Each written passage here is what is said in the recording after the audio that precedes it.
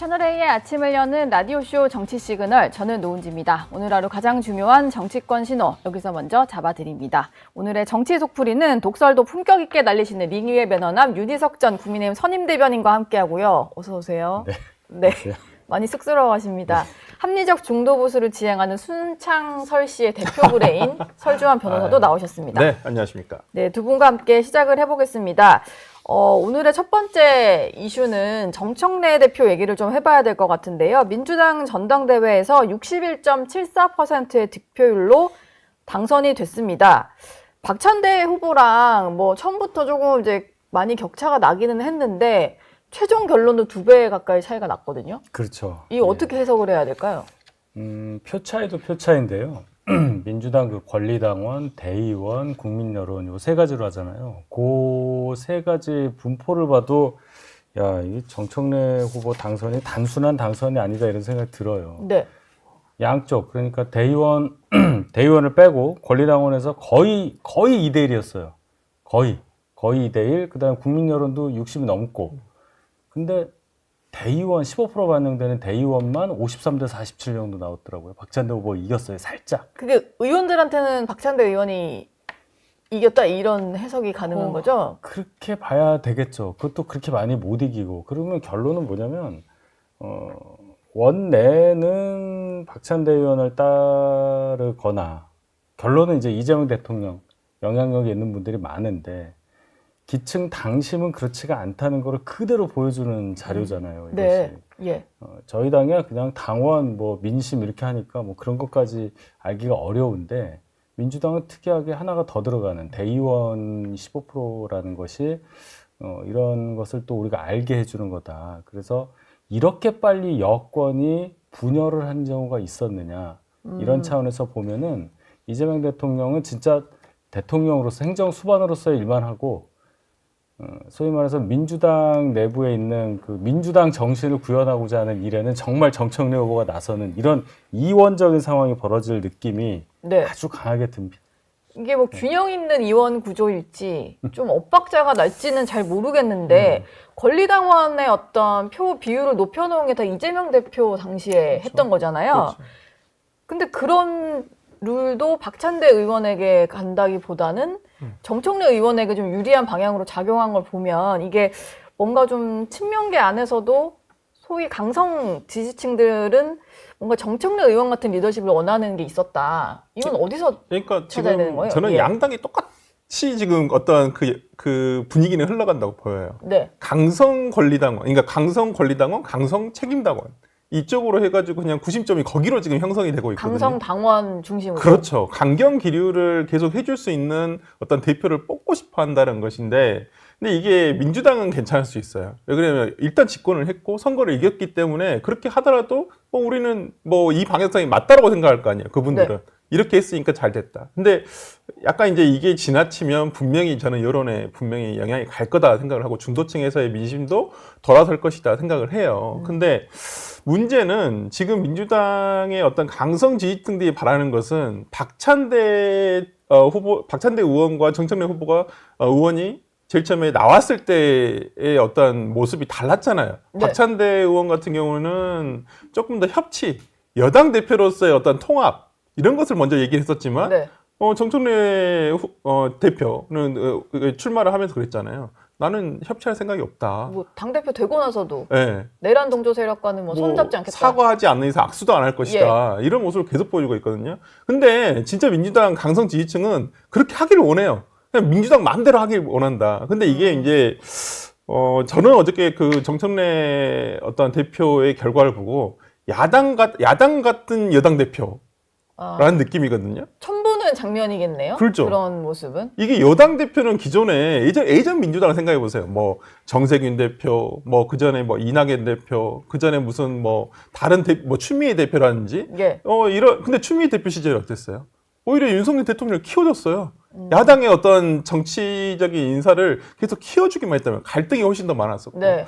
지금 정청래 대표가 이제 앞으로 보여줄 모습이 어떤 추미애 대표에서의 연장선상일지 아니면 뭐 정세균 대표의 연장선상일지 이건 저는 좀 지켜봐야 되지 않을까 싶은데 네. 아마 강성당원들이 원했던 건 추미애 대표 같은 어떤 그 정청래 대표의 모습을 바라는 건 아닌가라는 생각이 듭니다. 근데 이게 확실히 민주당의 어떤 강성 권리당원들에게는 김어준의 마음이 좀 먹히는 게 아니냐. 왜냐하면 초반부터 이게 명심어심의 대결이다라는 얘기가 나왔어요. 물론 대통령실은 두 후보를 뭐 균등하게 대하기도 하고 축하 메시지 뭐 전당대회 보내고 했는데 사실 이번에 직접 가지 않고 영상으로만 보내는 것도 저는 이게 여당이면 처음 열리는 전당대회면 대통령이 가볼 법도 하잖아요. 올라가죠. 보통 가죠. 네. 가죠. 가서 언제 일어나냐 가지고도 저희 당에서는 문제가 많았는데요. 누구 연설 끝나고 누구 연설 시작하기 전에 갔다. 이거 가지고도 예. 그때 새누리당 때도 오래된 얘기긴 하지만 예, 그래서 친박 감정이 비박 때도. 쌓였다. 이런 정도로 참석 여부와 언제까지 대통령이 남아있느냐 이것이 여당 전당대회에서 가장 중요한 건데 영상으로 대체했다는 건 많은 의미가 있는 거죠. 승패를 미리 알았다고도 볼 수 있고 그 얘기는 선거 과정에서 있었던 일들이 다 이재명 대통령에게는 굉장히 신경 쓰이는 일들이 많았다 이렇게 보고 김어준 씨 얘기 자꾸 하잖아요. 뭐 명심, 어심 뭐 이런 말도 있고 하는데 그렇게까지 얘기하면 김어준 씨가 좀 억울할 거예요. 억울해요? 본인만 그 정서를 대변한 사람이 아닌데 본인이 좀 유명하다 보니까 본인한테 집중되는 느낌을 받을 거예요. 아, 제 얘기는 뭐냐면 예. 꾸준히 제가 얘기를 했지만 제가 뭐 맞았다 틀렸다 이 말씀이 아니라 잘 보시면 이재명 대통령은 민주당 주류라고 보기가 어려워요. 정치 구조상. 성남시장부터 시작을 한 분이란 말이에요. 2010년에. 예. 민주당 주류는 엄연히 있고 과거에 호남 동교동 뭐 이쪽이 있었다면 젊은 피 수혈이랑 이런 것들을 통해서 김대중 대통령 때 결국은 386 운동권이라는 분들이 들어와서 20년 넘게 지금 당의 주류로 잘하고 이미 영향력을 엄청나게 발휘하고 있는 순간이 돼버렸잖아요. 네. 그러니까 대통령이 되는 순간 민주당 내 장악력은 이재명 대통령 입장에서는 많이 떨어질 수밖에 없다. 그리고 다시 선거 나갈 뿐도 아니고 아마 그런 전략적 판단을 할 거예요. 민주당의 소위 말하는 강성 지지층들은. 그럼 그 다음을 누구를 볼 거냐는 차원에서 정청래다. 이런 이제 해석을 하는 거죠. 지금 그 얘기가 임기가 뭐냐? 2달도 채 안 됐는데 벌써? 그래서 넥스트를? 제가 이렇게 빨리 분화할 수 있냐는 말씀을 드린 것이 예. 그 근거 없이 말씀드리는 게 아니라 과연 이재명 대통령이 그동안 일극 체제라는 말로 쭉 왔지만 그건 대선을 보는 관점이었고 네. 다시 선거 나갈 일이 없는 이미 대통령까지 된 분과 앞으로를 또 봐야 되는 입장이 많이 다르고 섞이기가 어렵다는 말씀을 드리는 겁니다. 그래서 감히 말씀드리는데 80년대 운동권, 학생 운동했던 분들의 그 열망, 본인들 세대에서 대통령 후보가 나오고 정권을 잡는 그 순간을 위해서 앞으로 5년 동안 엄청나게 뜰 거다. 아, 그 선봉장이 정청래 의원이다. 이 점을 봐야 한다. 예. 민주당 기득권들인데 그분들이 그래서 민주당 386 세대가. 그럼요. 굉장히 큰일 났어요. 기득권들인데 그분들에 대한 퇴진 요구가 지지난 총선부터 있었거든요. 예. 586, 686. 아니, 언제까지 또 586이냐. 근데 그분들이 이제 한 번 더 하시면서 60대가 됐어요. 그래서 686이 되신 거예요. 지금 뭐 내년 지방선거 주요 후보군들 몇면을 봐도 대부분인데. 예. 그래서 이제 저는 예. 근데 저는 되게 어제 그 참 이재명 대통령 측에서는 상당히 골치 아프겠다라는 생각이 들었어요. 특히나 그 정청래 대표가 입에 잘 안 되자마자 붙으시죠 지금 대표라는 말이. 그러니까요. 꼭 넘친 건데. 의원이 정청래 대표? 네, 네. 정청래 대표가 제일 먼저 챙긴 사람이 누구예요? 강선우였어요. 강선우 의원이었어요. 내가 강선우 의원을 네. 통화한 보호하겠다. 사실을 밝히면서 당 대표로서 힘이 되어 드리겠다. 네. 근데 뭘 자꾸 힘이 되어 드리죠? 그러니까 우리가 소위 말하자면 지난 그 여가부 장관의 후보자로서 인사청문회를 통해서 그 갑질 내용이 엄청 많이 나왔었잖아요. 예. 그게 뭐 사실로 확인되는 부분도 있고 뭐 아닌 부분도 있겠지만은 어쨌든 간에 국민적 공분에 의해서 그건 청와대가 수용을 한 거란 말이에요. 네. 이재명 대통령이 결단을 한 거란 말이에요. 네. 근데 거기에 대해서 저는 반기를 들었다고 봐요. 이건 옳지 않았다. 이건 이재명 대통령이 한 것이지만은 옳지 않은 결정이었다라는 것을 저는 우회적으로 저는 비판을 했다고 봐요. 오히려 이제 자진 사퇴를 촉구하는 글을 올렸던 박찬대 의원과 대비되게 본인은 그럼요. 계속 비를 같이 맞아주는 게 동료다. 네.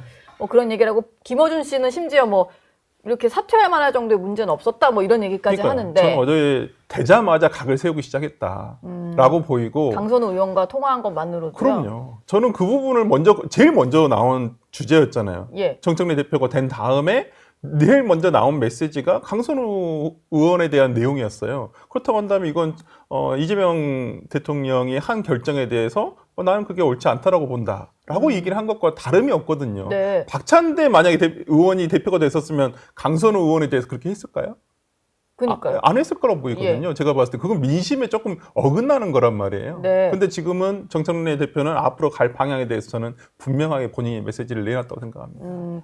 근데 지금 일반 국민들 입장에서는 강선우 의원의 어떤 낙마나 이런 과정에서의 어느 정도 갑질 부분에 대해서는 대통령실도 좀 인지를 했다. 그래서 거취를 결정한 거다라는 생각이 드는데 자꾸 이렇게 동떨어지는 행동을 하는 건 이유가 있기 때문일 거 아니에요. 강성 지지층만 보고 가는 거죠. 중간에 강선우 의원이 낙마를 한 상태만 딱 본다면 만약에 대표 출마했으면 대표도 될 만한 기세였어요. 민주당 내 분위기가 그렇게 돌아가더라고요. 박찬대 의원은 승부수를 던졌죠.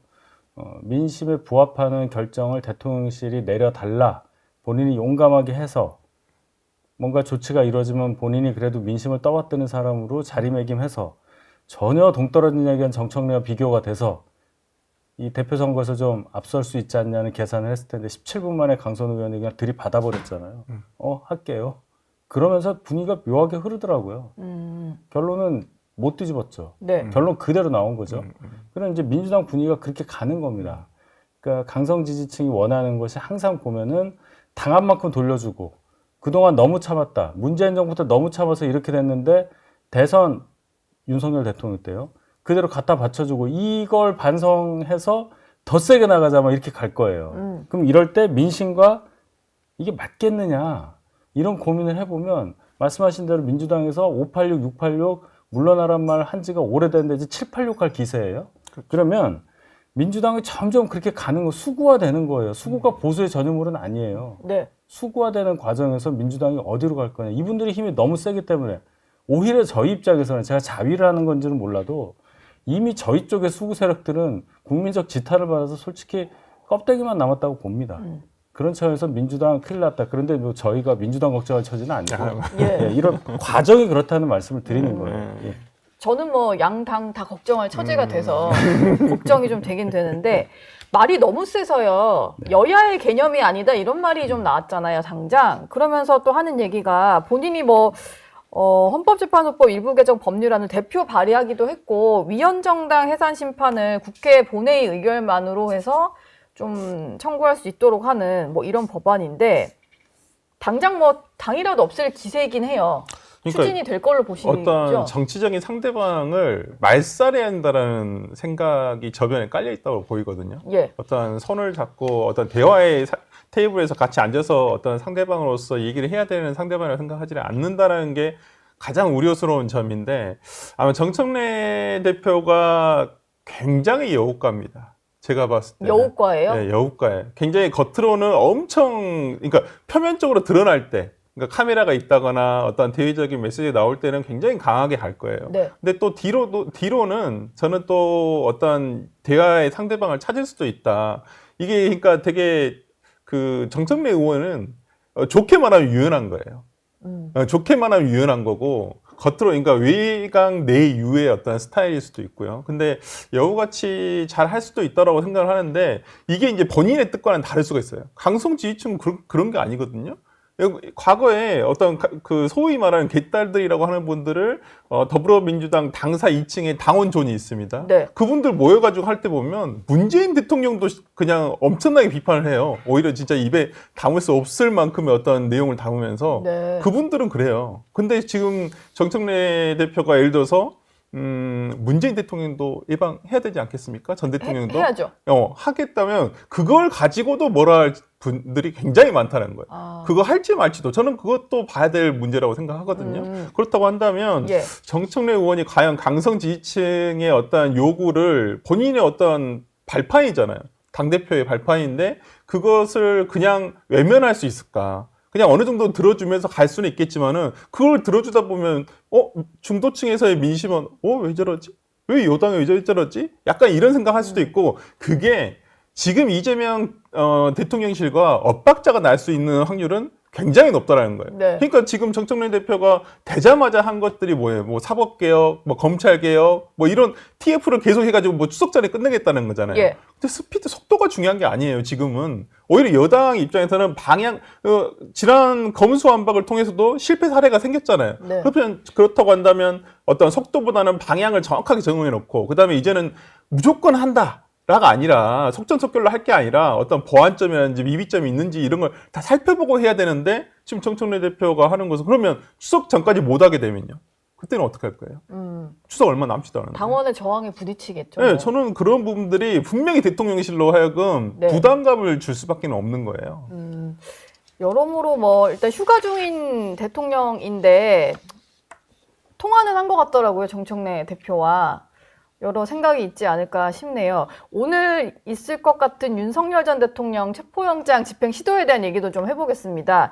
지난 주말이 이 소식 때문에 시끌시끌했는데 일단 특검에서 좀 디테일하게 브리핑을 하는 바람에 저항 과정을 온 국민이 알게 됐어요. 그래서 뭔가 상상하게 됐다라는 분도 많고 어떤 과정으로 버텼는지 뭐 이런 건데 정청래 대표가 이제 그런 식으로 수위를 법 저항을 할 경우에는 담요로 둘둘 말아서 나올 수도 있다 뭐 이런 얘기를 했거든요. 그런 말들이 격을 떨어뜨리는 거예요. 집권 여당 대표가 되자마자 그렇죠. 한 말인데. 본인이 어떤 위치에 있는지를 이제 아셔야 됩니다. 그분도 이제 4선 되고 거의 6선급 4선 아니에요? 중간에 2번 탈락 안 됐으면. 그러면 무게를 알아야죠. 삶의 무게를. 이분이 89년에 미국 대사관저에다 뭘 던지고 어떻게 됐고 이런 얘기 자꾸 나옵니다. 그런 얘기 나오면. 네. 그러니까 운동권 40년 전에 이분이 무슨 생각을 갖고 있었고 정치를 쭉 하는 과정에서 어떤 생각으로 과격한 발언을 했었고 이런 게 다 소환이 되는 거예요. 어느 여당 신임 대표가 상대당에서 배출한 대통령에 대해서 그런 식의 단어를 씁니까? 담요나 커튼으로 둘둘 말아서 나와라 뭐 이런 식. 제가 더 말하기가 싫어요. 예. 그러니까 품격을 지켜서 얘기를 해야 울림이 있는 거지. 그런 식으로 배설하듯이 얘기하는 것에 대해서 민주당 강성 지지층 외에는 아무도 그거 좋아하지 않을 거예요. 하나씩 지지 기반을 깎아먹고 있는 거다. 그러니까 민주당 걱정해야 한다는 말씀 드리고 저희 걱정은 저희가 더 잘하겠습니다. 예. 물론 윤석열 전 대통령이 계속 조사에 불응하는 그거에 대한 비판도 상당히 여론이 큽니다. 근데 윤 전 대통령 변호인 측은 일단 이 좀 너무 디테일한 브리핑에 대해서 좀 인권 유린이다 뭐라고 얘기를 하는 것 같고 뭐 오늘 같은 경우도 체포영장 집행을 시도하는 과정에서 몸에 손을 댈 경우에 법적 조치를 검토하겠다라고 하는데요. 사실 너무 궁금한 게요. 네. 체포영장을 집행을 하기로 한 거잖아요. 네, 네. 법원도 발부를 했고. 네. 그럼 뭐 강제력을 행사할 수는 전혀 없는 건가요? 아니요, 강제 인치는 가능하죠. 원래 체포라는 게 뭐예요? 물리적으로. 강제로 하려면 몸에 손을 댈 수밖에 없잖아요. 그렇죠. 원래 체포라는 게 뭐 예를 들어 수사관이라든지 아니면 검사의 지시를 받는 교도관들이 가서 잡아서 끌고 나오는 걸 체포라고 하는 거잖아요. 네. 강제 인치를 체포라고 하는 거니까 가능은 하죠. 근데 이제까지 그러한 사례가 없었다라는 것이고, 그러니까 일반 재소자 같은 경우에도 꼭 뭐 윤석열 전 대통령뿐만 아니라 일반 재소자 같은 경우에 출석을 어떤 거부하는 자에 대해서 어떤 이게 억지로 끌고 나온다? 이렇게는 잘 안 했던 건 사실이거든요. 그렇게 뭐 하는 경우도 있었겠지만은 네. 잘 하지 않았다. 왜냐면 나와서 그러니까 실효성이 없잖아요. 그렇게 입을 벌릴 수는 없잖아요. 완강하게 거부하는 네. 사람이 나와봤자 조사에 제대로 응할 리가 없으니까. 그러니까 저는 이제 뭐 그런 부분에서는 저는 윤석열 대통령 먼저 큰 책임은 윤 전 대통령 측에 있다고 보여요. 네. 나와서 진술 거부권을 행사하더라도 나와 가지고 하는 게 맞죠. 네. 근데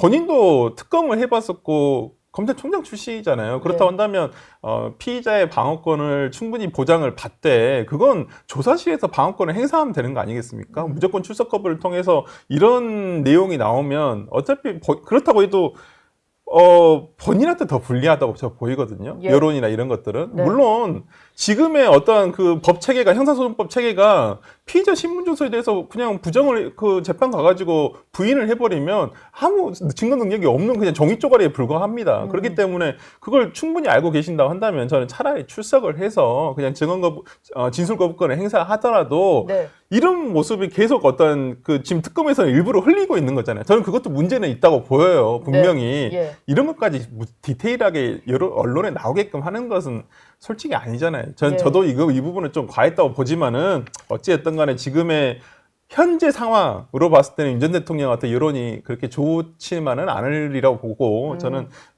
나오셔가지고 차라리 진술거부권 행사하는 게 맞다라고. 저희 영상 많이 시청해 주시고요. 좋아요, 구독, 댓글, 알림 설정 꼭 부탁드리겠습니다.